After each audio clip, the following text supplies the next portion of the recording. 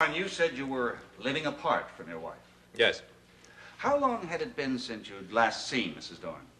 Oh, several weeks. Could you give me the exact date? I'm afraid I can't. Why not? Well, I had no particular reason to remember the date. Or the discussion? I remember the discussion, all right. Good. What was it about? I can't see why that matters. It matters to me, Mr. Dorn, and it may matter to this case. All right, we discussed our marital relationship and the arrangements that had to be made. But you don't recall when this discussion took place? I'm afraid I don't. Would it help if I refreshed your memory? Your Honor, I don't see how this Isn't it a fact that the last time you saw your wife was the night of January 25th, the night Margo Dorn was clubbed to death? Well, certainly not. Isn't it a fact that you decided to call on your wife that evening to renew your plea for a divorce? No. And isn't it a fact also that you desperately wanted that divorce so you could marry Mrs. Nola Madison, and that Margo Dorn refused to set you free?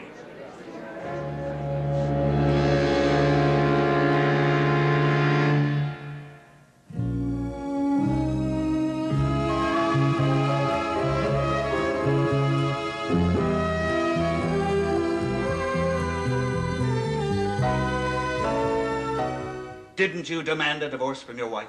And didn't she refuse to give you one? And weren't you quite angry because of it? Objection, Your Honor. This line of questioning is totally irrelevant. On the contrary, Your Honor, I can't imagine a more relevant question than one concerning the company Margo Dorn was keeping on the night she was fatally assaulted. I can agree with that, Mr. Karr, but the line you're pursuing is more fitting for a police inquiry than a court of law. Very well, Your Honor. May I have the court's permission to read the police interrogation of this witness? I promise you, it does shed light on this matter. If the prosecution has no objection. Well, no, Your Honor, we have no objection. Very well, Mr. Karr, proceed. Thank you, Your Honor. Would the Assistant District Attorney verify that this is indeed a copy of the police report? Thank you, Mr. Nelson. Mr. Dorn, is it true that you told the police, quote, on the night of January 25th, I was living apart from my wife, residing in a house on Walnut Ridge Road, a house owned by Mr. and Mrs. Owen Madison? I was a guest in the Madison home, yes. But Mr. Madison was living at the Monticello Arms at the time. The only member of the family in that house was Mrs. Nola Madison. That's correct, but I really don't see the point. The point, Mr. Dorn, is that you were no ordinary guest in that house. You were engaged to marry Mrs. Madison. That's absurd. We were both married. But Mrs. Madison was in the process of becoming divorced. And there was an agreement between you two to marry when both divorces were final. Isn't that correct? Mr. Dorn, would you like me to read the police testimony covering this ground? Yes, that's true. But there was no divorce action pending on your side, was there? Not as yet. So you decided to precipitate that action. You spoke to your wife and asked her to start that action because you knew you couldn't obtain a divorce without her consent. We had some discussions of divorce. Now, why wouldn't we? Divorce was the only thing to do. The marriage was over. She was as anxious to get rid of me as I was of her. Was she really anxious? Didn't she tell her friends that she flatly rejected the idea of a divorce because she knew you wanted it? The friend you're referring to is no doubt Mrs. Draper-Scott. Are you saying that isn't true? Mrs. Draper-Scott is trying to cast suspicion on me to save her husband. That's what I'm saying. Your Honor, the prosecution objects once more. Mr. Karr is making the witness here look like the defendant. This is just another attempt on the defense should object to that last reply. Gentlemen, I'll object to both your statements. Now, Mr. Karr, I'll permit you to continue if you adhere to your original intention, quoting the police report. Very well, Your Honor. I'd be most happy to. Mr. Dorn, is it true that you told the police that, quote, on the night of January 25th, I went to the movies all by myself? Yes, it's true. And after the movie, the name of which regrettably slipped your mind, quote, I went to the nearest bar and had a drink. Yes. But the fact is, there was only one bar open within a 5-block radius of that movie house. And not a single witness, including the owner-bartender, could recall your being there. The fact is, the police report labeled your alibi false and contrived. Look, I wasn't at Margo's place that night. Draper-Scott was. Then why did you go to all the trouble to invent a false alibi? I didn't say it was. But you did. Shortly after this statement, You spoke to Detectives Stoner and Saxon and told them that indeed the alibi was false. That the fact was that you had been in the company of an unidentified young woman that night. I did say something of the kind, but that wasn't it. I mean, the statement I made originally to the police just didn't have a true ring to it. Didn't have a true ring to it. So you contrived a second alibi. It wasn't contrived, it was the truth. Which truth, Mr. Dorn? The movie you couldn't remember, the bar that couldn't remember you, or the young woman without a Your name? Honor, we object again. This is immaterial, irrelevant. He's just badgering this witness. To be candid with you, Mr. Nelson, my instincts tell me to sustain your objection, but my curiosity prevents it. The witness will answer.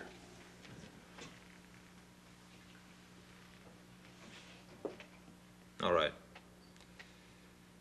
There was a young woman. And her name was? I can't tell you that. It wouldn't be right. Chivalry, Mr. Dorn? We did nothing wrong. All we did was have dinner together. Well, in that case, perhaps we could find a waitress in that restaurant who saw you. We dined alone in private. And you absolutely refuse to reveal her name. I see no reason why I should. I'm not on trial here. No. Of course not, Mr. Dorn. Of course not. I have no further questions, Your Honor. Mr. Nelson, you wish to redirect? Yes, sir, I certainly do.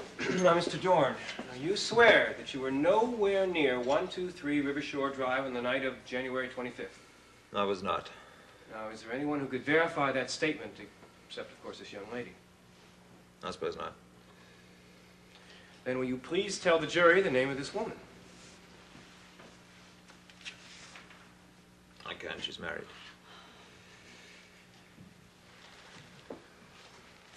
Thank you, Your Honor. I have no further questions. Witness may step down.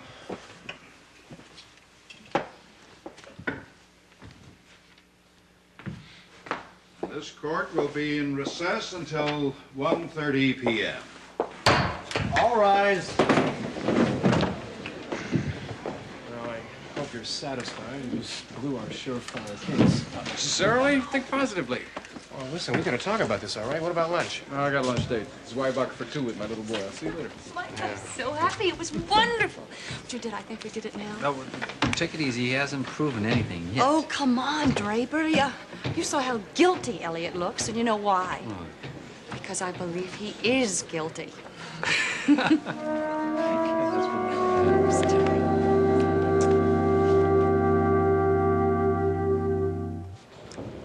Look, I don't think you realize how serious the situation is. At first I thought they were trying for some kind of distraction, but now... Will you please listen to me? I'm trying to tell you how important it is. No, I don't mean later, I mean today, right now. Elliott. I have to go now. I hope we can reach an agreement on this. I can assure you it's a matter of extreme importance. I thought we had a lunch date, remember? Yeah, I'll be right with you, darling. I'm just calling my broker. Oh, I didn't know you were interested in stocks and bonds. Or is it stocks and blondes? Yes. Yes, I understand. All right. Let's go. We have to be back at 1:30. Why do we have to be back at all? I thought your testimony was concluded. Prosecuting attorney wants me back. He thinks it might be important. To whom? Listen, Ella, whatever I may have thought of Margo, she was my wife. I want to see justice done. Oh, yes, of course. Good old justice. That's what I like about you, Elliott. You're such a strong supporter of the good old-fashioned virtues. You're upset with me, Ella. Upset is one of the mildest words in the English language. Or you're angry with me. And disappointed about what I had to say in there. Oh, go ahead. Do another about-face now, Elliott. Tell me that was a lie, too, and that you really did go to that movie and that bar. Look, Nola, I'm not going to lie to you. I've never lied to you, whatever you may believe now. The only lie I've told was to the police, and that was only to protect someone. Your nameless lady friend. Nola, we did nothing wrong. She's just an old friend. She was... Remember I told you about the children of the earth. And all those unhappy young women who sort of made me their shepherd. Oh, so that's who she was, Elliott. One of your flock.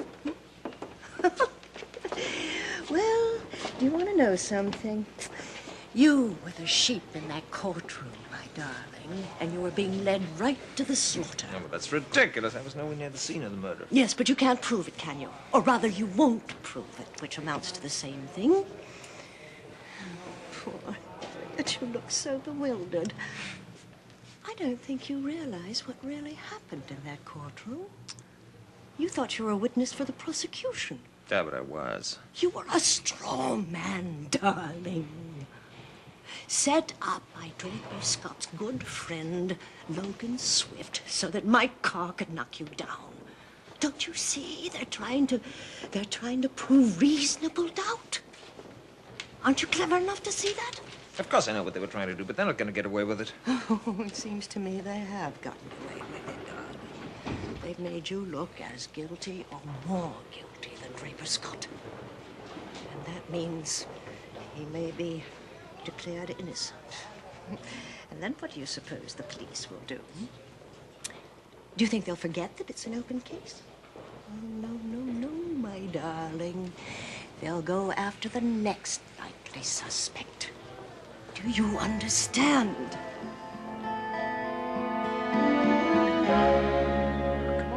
Logan, I wish you wouldn't bring home so many sweets. This baby has too much of a sweet tooth as it is. It's one cookie. What can that hurt? I mean, it's one big cookie, but this is very special. I got this at that new little shop around the corner, you know, the cute one, the crummiest cookie in town. They weren't kidding either. Look at that. There's gonna be crumbs from here to there when we get done. You haven't even given me one crumb. Don't you want to tell me something about the trial? Oh, I'm sorry that sitter didn't show up this morning so you could attend. Here you go, Jamie. I didn't mind that at all. Nope. I didn't enjoy sitting in that courtroom, I can assure you. Not just because I love Draper, and I know perfectly well that he's not guilty, but because of you, too. You don't have to worry about me. I'm hardly working. Haven't had to say more than 10 words the whole trial. Still, I know you're suffering and that you hate it a lot. Yeah, I do. It's just that I feel so helpless sitting there. I gotta watch Draper being crucified by my office, no less. Nothing I can do about it. Well, maybe not exactly nothing. I did do a little something today. What do you mean by that? Well, let's just say that I opened a door for Draper, and maybe he'll be able to crawl through. Hope so, anyway. Sure hope he doesn't have to go to prison. Of course you don't. I want him to stay here. Become a daddy. As you well know, you really can't appreciate that until it actually happens to you.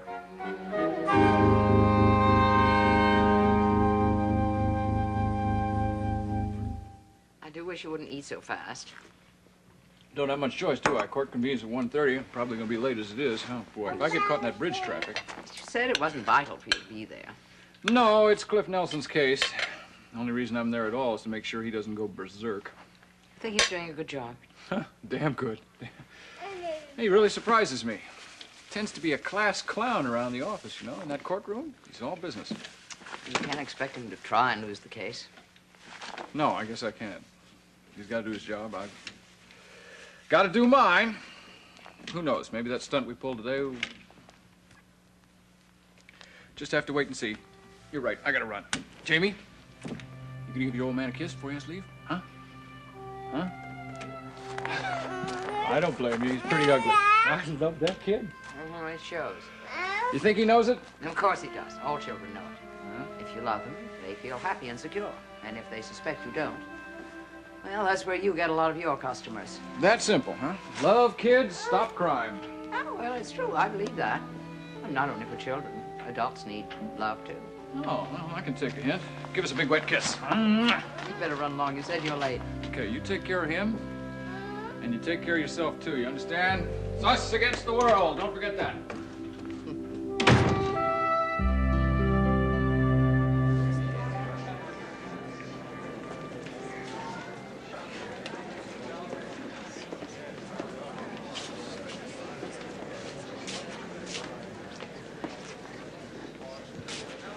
Mike, what's going on over there? surprised he'd even show his face in the court this afternoon. Yeah, he can't be happy about what happened this morning. I thought for sure he'd just run off and hide. Obviously not. Yo, we better sit down. That's himself here again. Who? That policeman, that Sergeant Dwyer. Oh. He hasn't missed a session.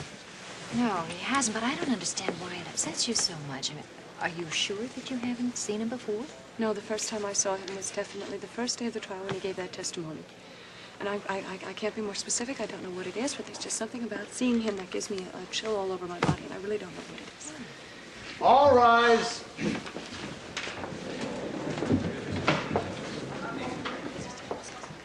Be seated. Mr. Nelson, is the prosecution ready to proceed? Well, Your Honor, my co-counsel, Mr. Swift, hasn't arrived yet. Oh, you wish to ask for another recess? No, Your Honor, we'll proceed. All right, please call your next witness. I'd like to recall a witness with the court's permission. Go ahead. The prosecution recalls Mr. Elliott Dorn to the stand.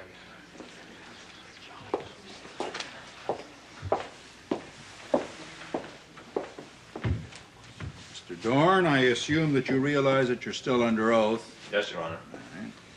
No. Mr. Dorn, the defense made quite a thing about your inability to establish a so-called alibi for the night of January 25th. They certainly did. The truth is that the police themselves knew that you changed your story twice, and yet, for some strange reason, they didn't arrest you. They arrested Draper Scott for this crime. Objection, Your Honor. The statement is gratuitous. Counselor, what's the direction of all this? Your Honor, we feel that this witness has been seriously maligned in this morning's proceedings, and undue suspicion has been cast... Your Honor, the suspicion results only from the unwillingness of the witness to testify. Well, we feel that the witness should have the right to defend his reputation, and Mr. Dorn has expressed a desire to do so. Well, since, as has been stated, Mr. Dorn is not on trial. Well, we will be brief, sir. Very well, proceed. Thank you. Now, Mr. Dorn, did you hate your wife? Absolutely not. Did you feel any great animosity towards her? No, just sadness that the marriage was over. Did you ever at any time wish her harm? Definitely not. However, you did want a divorce from her. Well, I felt divorce was the only practical thing in the situation. We were living apart. We had no intention of coming back together again. I was trying to make a new life for myself. And I was hoping she would too. Now, she refused you this request. There was hesitation. But I think she experienced, well, quite understandably, a form of jealousy. Margo is a human, and she didn't appreciate the fact that I had found someone else to love. Well, that's why. I felt the resistance was just token, and I wasn't concerned. So, it never occurred to you that the easiest way to disassociate yourself from your wife would be to murder her? Definitely not. I swear I was nowhere near the scene of the murder. Thank you, Mr. Dorn. No further questions. Your Honor, since the witness has been recalled, I would like to re-examine. That's your privilege, Mr. Karr. Mr. Dorn, would you tell us the current state of your finances?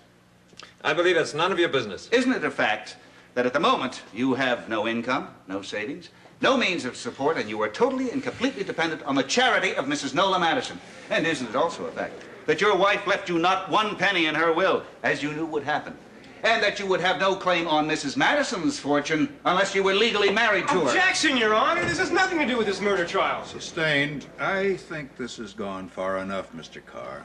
Yes, Your Honor. I think it has.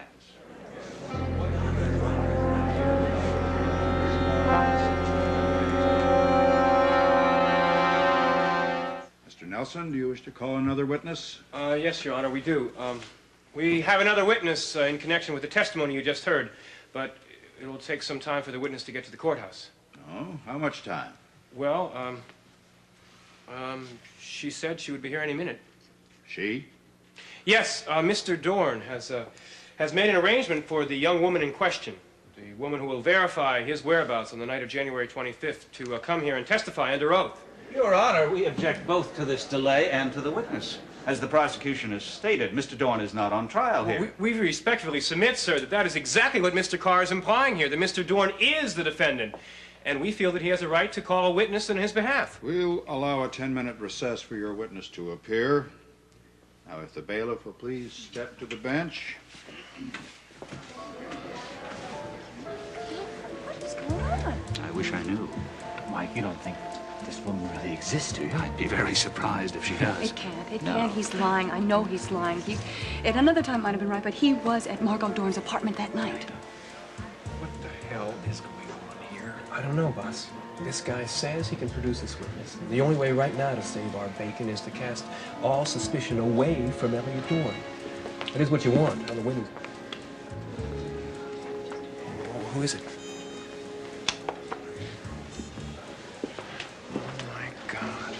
What's up? Oh, the witness just arrived.